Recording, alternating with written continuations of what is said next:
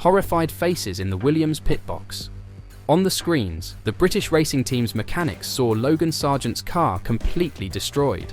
The American who, not for the first time this season, wrecked the car completely.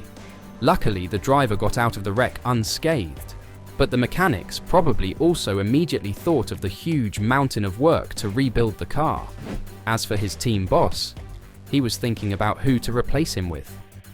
This news came out last weekend as Williams team boss James Vowles is seriously considering which drivers could be available to replace Logan Sargeant for the rest of the 2024 Formula One season, since a mid-season change appears more likely after last weekend. The damages and troubles caused by the American driver appear to have become too much for the team principal. Sargeant suffered a massive collision in final practice at Zandvoort on Saturday, causing substantial damage on the first weekend of Williams' big upgrade for both cars. It forced Sargeant to miss qualifying and start at the rear of the grid in the race, while teammate Alex Albon qualified in the top 10. Albon was later disqualified, owing to a fault with the width of his new floor. Sargeant, one of 3 full-time drivers who have failed to collect a point this season, will be replaced by Carlos Sainz at Williams next year. His glimpses of talent have yet to convert into consistent performances, and the avoidable Zandvoort disaster caused by rushing into the grass in wet circumstances was only the most recent expensive incident. Sargeant crashed out of the Canadian Grand Prix and shunted badly during practice in Japan, where he also crashed in the race. Last year, he suffered another practice accident in Japan, as well as one in qualifying at Zandvoort, and nosed into a barrier during the Singapore Grand Prix. Williams boss James Vowles has kept the door open to replace Sargeant during the 2024 season for some months. He has never guaranteed Sargeant's position, instead stating that he must earn it, which is now much in doubt with this recent collapse. Automotor UN Sport describes Vowles as stating he does not want to make an emotional decision now, but is weighing numerous possibilities. The German daily also adds that Vowles spoke with Mercedes chief Toto Wolff regarding reserve driver Mick Schumacher's probable availability. By Sunday at Zandvoort, there were more worries regarding Sargeant's seat than at any other moment this season. It's a pity, because Sargeant was on his finest run of form a few races ago, qualifying better than Albon, despite his poor race finishes. However, he went into the summer break after a horrible Belgian Grand Prix weekend, and the Zandvoort accident was the worst way to return to action. It seems like Sargeant is in his last weeks of his Formula One career. So, who does Williams bring on board to compete the last 9 races? Replacing Sargeant is contingent on Vowles having a cast iron upgrade to throw in for a maximum of 9 races, if this is completed in time for next week's Italian Grand Prix at Monza, which is a far better spot to make the swap than the following races in Singapore and Azerbaijan. The perfect stand-in would be Red Bull's reserve driver, Liam Lawson, who is very likely to compete in 2025. Lawson drove 5 races for the RB team, under its AlphaTauri brand, last season as a substitute for the injured Daniel Ricciardo, scoring points in Singapore, demonstrating his ability to be dropped in and perform well.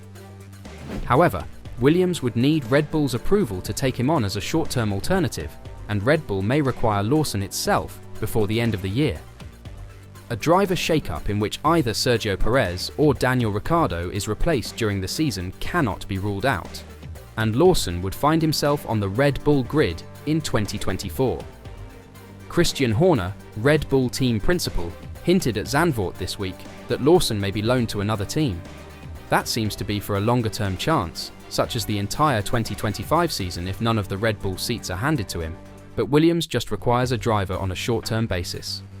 Furthermore, RB is battling for 6th place in the championship, and providing a rival midfield team a good driver would be counterproductive, since even if Williams is unlikely to overtake RB in the standings, Lawson could easily steal points away from the Red Bull squad with the improved FW46. It depends on the terms, and if we needed him back, we could get him back fairly quickly, Horner stated at the end of the Zandvoort weekend. If they needed a driver next weekend, we'd be open to that. But that's a Williams question rather than one for us. Allowing Red Bull to recall Lawson would undoubtedly cause problems for Williams. That's where Schumacher comes in. Schumacher appears to be involved, since it is difficult to obtain fair conditions from Lawson. The Mercedes driver would be simpler to obtain, and while he has been out of F1 for a year and a half, he has 2 seasons of experience driving for Haas, during which he scored points.